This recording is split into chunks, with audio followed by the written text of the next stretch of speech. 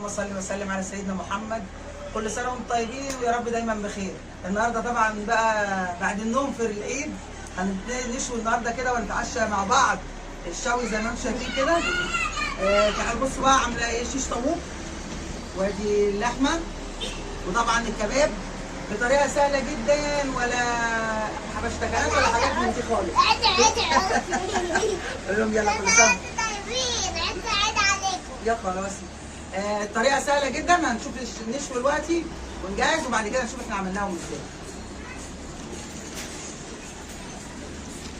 طبعا النهارده انتوا طبعا متعودين انا بشوي في الروف على طول، بس السنه دي بقى مش هينفع نشوي في الروف، هنشوي هنا في البلكونه وان شاء الله برضو هي يعني. هنعمل الاول الشيش طاووق كده على جنب اهو.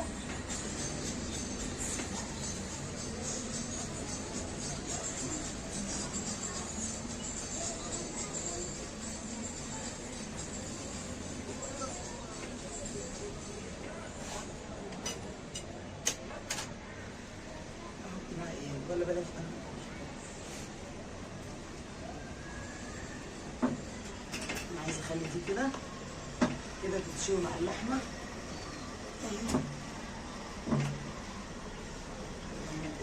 ونقفل كده. على فكره انا ممكن ما اقفلش، انا اخليها بس كده لغايه ما ايه نشوي. انا طبعا مش ما فيش شوايه عندي، فبتاع دي هوايه قصدي، فانا مشغله المروحه بسيط عشان ايه النار ما تعلاش وتشيط مني الشيش طاووق كده اهو.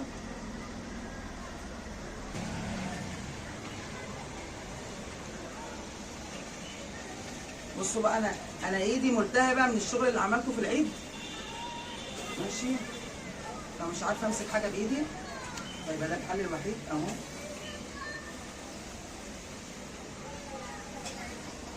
او هات المساكه يا خالد من عندك،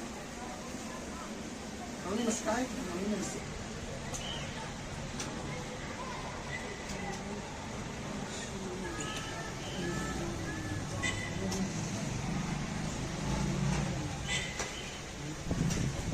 طبعا احنا لازم في الاول نقلبه كده كتير عشان يتشمع ما يصفيش الميه اللي فيه، عشان يفضل ايه طري تمام، عشان في ناس بتعملها وبتنشف منها.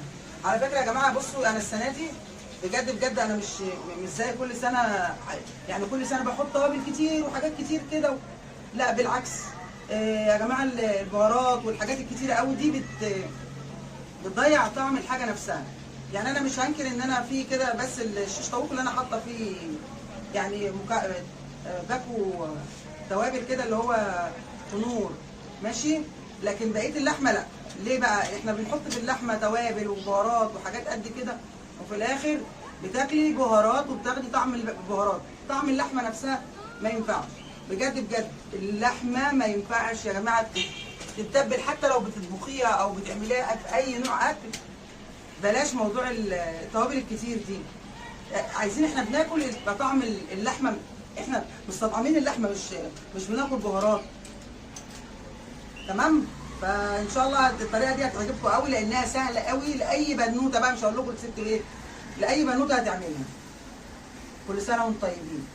ماشي بصوا بقى يعني خد ايه بتاع 12 دقيقه استوى اهو زي الفل. طبعا هقول لكم في نهايه الفيديو خد قد ايه في التتبيله عشان ما ياخدش معاكم وقت اهو. طبعا بقى التتبيله عملتها ازاي، مش هتاخد معاكم سوا على فكره. الحاجه لما بتتبل او تجهزيها وتسويها وقتي بتاخد منك سوا وما بتطلعش طعمها حلو. ليه بقى؟ ما بتبقاش على الاقل اتحققت كويس تمام. يعني سيبكم التوابل دي، اركنوا التوابل على جنب، الملح بتاعها ما بيبقاش ايه بقى كويس، لكن لما تبيتيها او تديها يعني خلينا بالاقصى خالص ساعتين لازم تسيبيها في التتبيله او في الملح والفلفل اللي هتعمليه. جماله في انه ما يكونش البانيه، عشان في ناس كتير بتعمل صدور الفراخ شيش طاووق. شيش طاووق يا الصدر يا فخده الفرخه، الفخذ بيخلوه وتاخديه تعمليه، يبقى فيه نسبه دهن بتخليه زي ما انتم شايفين كده. بصوا حتى تحسوا ان هو مش ناشف. بصوا انا ماسكاه طري ازاي، شايفين مع انه هو استوى بصوا. لكن عارفين بقى لو اللي هو الصدور هتلاقوا انتوا حتى بيبقى شكلها باين ان هي ناشفه تمام. فيا ريت لما تعملوا الشيش طاووق يكون الوراك او الدبوس برضو بيتخلي ويتعمل عادي.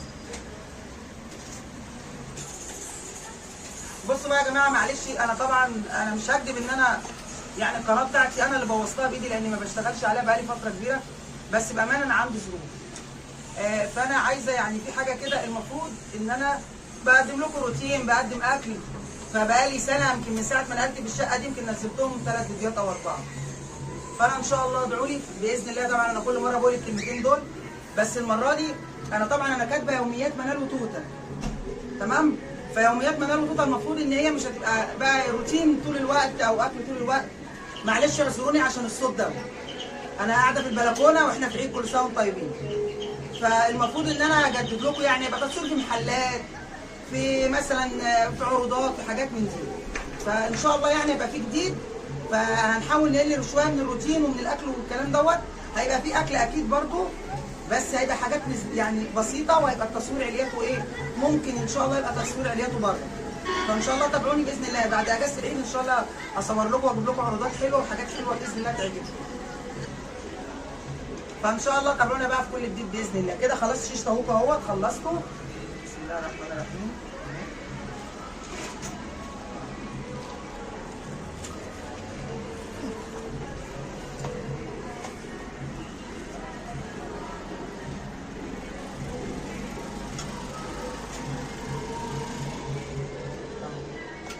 نعمل بقى مع بعض ايه بقى، نحط اللحمه. بصوا انا ايه، ثواني كده. بصوا ده طبعا اللحمه دي كباب طبعا.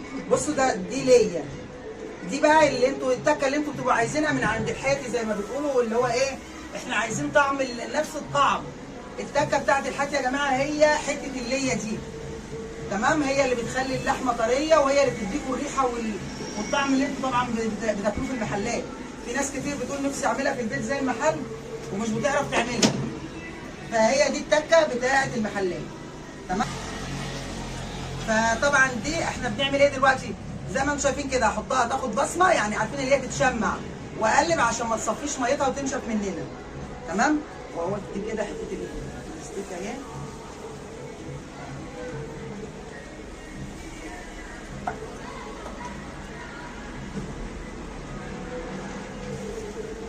دي بقى شرايح اللية دي، طبعا ربنا يخلي لنا روكا، عشان روكا هي اللي بتجيب لي اللية دي على طول. اهي خليها كده. دي طبعا حته ريش فيها عضمايه، فانا ما رضيتش احطها في السيخ.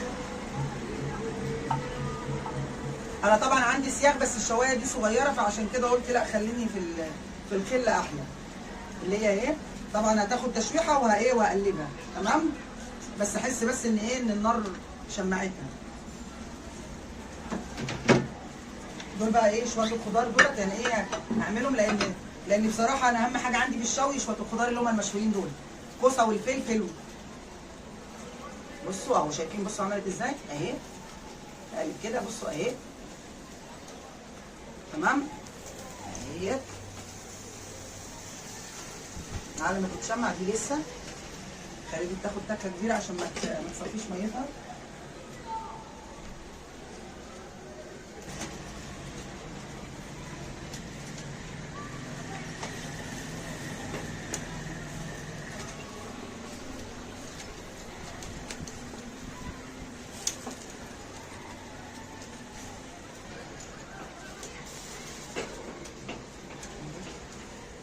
معلش يا جماعه الصوت بقى اللي في الشارع فاعذروني. استني يلا غني النادي الاهلي يلا. لا وغير الاهلي كان بيقول ايه؟ يلا يا جماعه خد يلا غني لهم يلا. علي صوتك عشان يسمعوك. هي مصممه اللي هي اسمها سكلانه. بس هم بيقولوا سكلانه ولا بيقولوا سطلانه؟ سطلانه صح يا شيخ.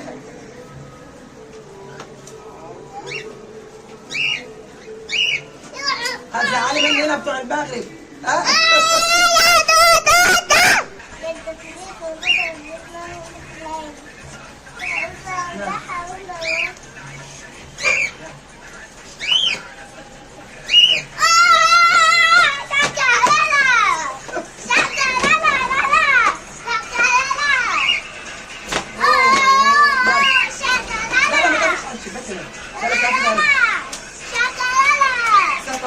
سكرانه سكرانه ايه بس.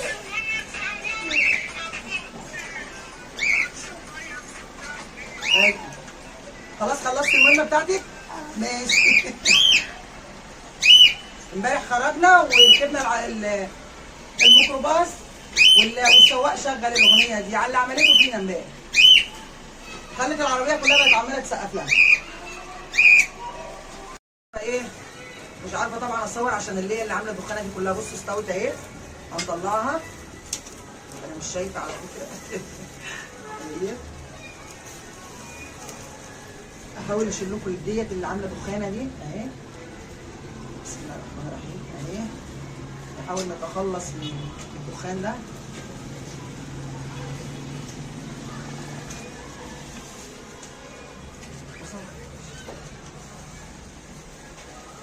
كده استوت اهيت. نخليها سلكه خلاص.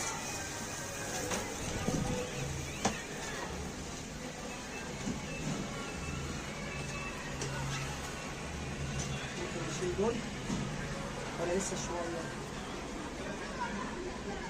دي هنخليها شويه. انا حاولت برضه اشيل شويه من اللي هي ديت عشان هي اللي عامله الدخانه دي كلها. دي خلاص اهي.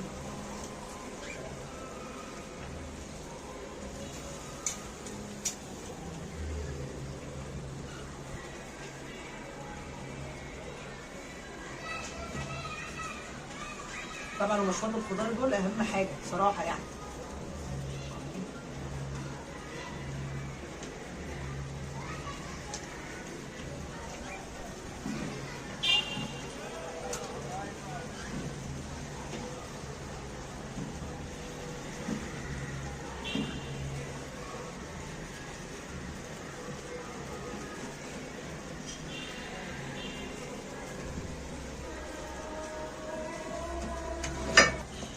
دول لسه هيدوم لسه نايم.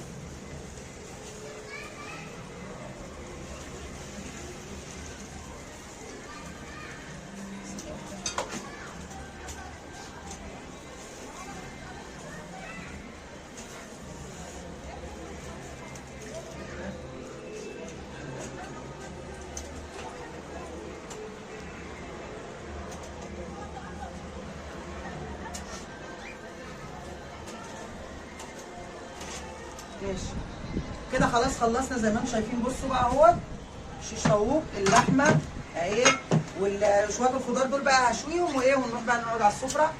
وكل سنه وانتم طيبين، وهنكمل بقى بقيه الفيديو وتشوفوا احنا عملنا ايه، تبلنا اللحمه ازاي. كل سنه وانتم طيبين.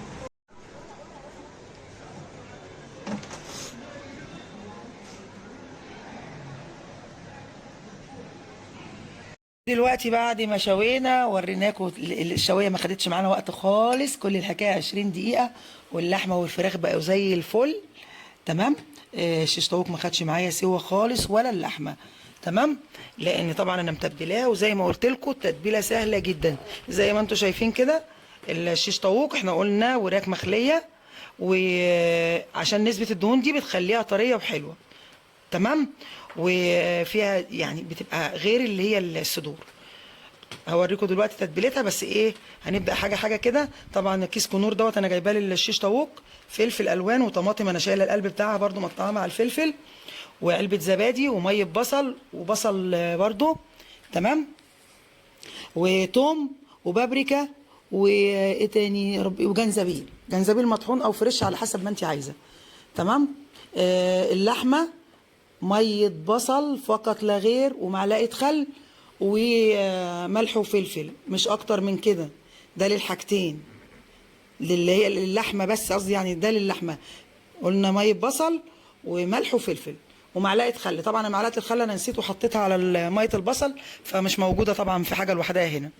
طبعا دي حاجه الشيش طاووق. هنيجي نبدا مع بعض كده بقى. ايه ده؟ كيس كنور عشان الشيش طاووق.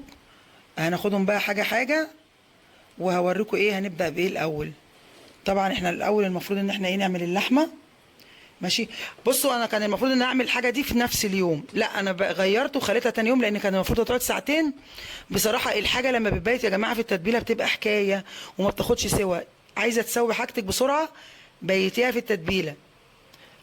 طبعا مستعجله، لو مستعجلين ده بيبقى غصب عننا، خليها على الاقل حاجه ساعتين او 3. تمام. فدلوقتي ايه، ميه البصل دي للحمه، وفلفل اسمر وفلفل وملح. تمام. هنتبلهم مع بعض. انا الاول زمان كنت بضيف لها طماطم ومش عارف ايه وحاجات كتير قوي كده وتوابل وحاجات كتير، لكن لا، كده احلى، طعم اللحمه بيبان وبتعرفي تاكلها زيها زي المحلات. حطينا الملح والفلفل، قلبهم مع بعض اهوت. قلبي الملح كويس عشان ما تبقاش حته فيها حدقه وحته دلعه.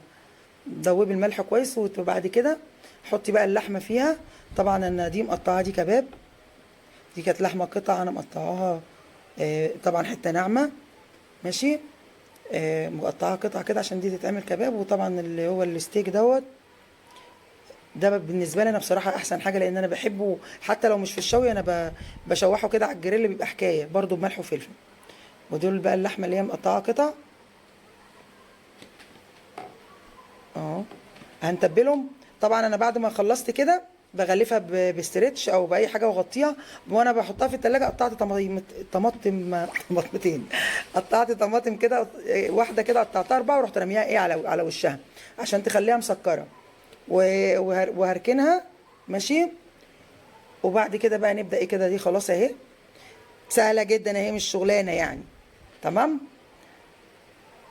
اهوت. وزي يمكن انتوا شفتوا في اول الفيديو شكلها والله وطعمها حكايه، ماشي. بصوا بقى كده دي خلاص. هنعمل بقى ايه، نعمل الشيش طاووق. نشيل على التلاجة، يلا نركن ده دلوقتي. وبعد كده نيجي بقى ايه الشيش طاووق.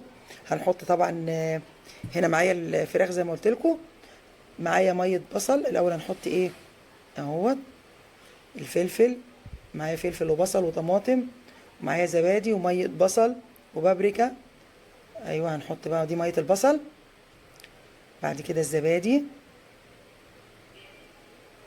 اهو،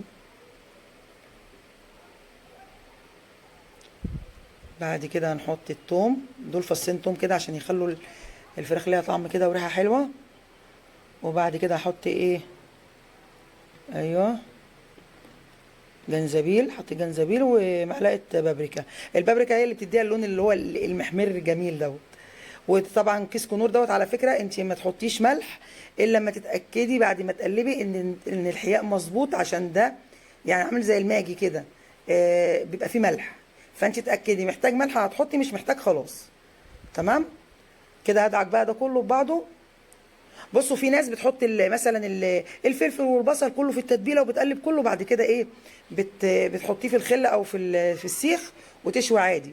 لكن بصراحه انا فضلت انها تكون ده يعني يكون دي لوحديها وده لوحده. تمام. لان كده كده في السوا دي هتاخد الحياء بتاع الفراخ. كده تبلنا دي خلاص اهيت. بدعكها كويس قوي عشان تندمج مع الخليط. حلوه جدا، جربوا الخلطه دي حلوه قوي هتعجبكم، ماشي. وسهله زي ما انتم شايفين، ما فيهاش اي افتكاسات، عادي جدا، الموضوع عادي جدا. هنشيل بقى في التلاجة المفروض لمدة يا ساعتين يا 3 لو انت مستعجلة. اكتر من كده هتبيتيه، يا ريت تبيتيه لتاني يوم. انا بيته لتاني يوم بصراحة، ما خدش معايا سوا. وزي ما انتم شايفين كده، يا رب الفيديو يكون عجبكم، وما تنسوش تشتركوا في القناة.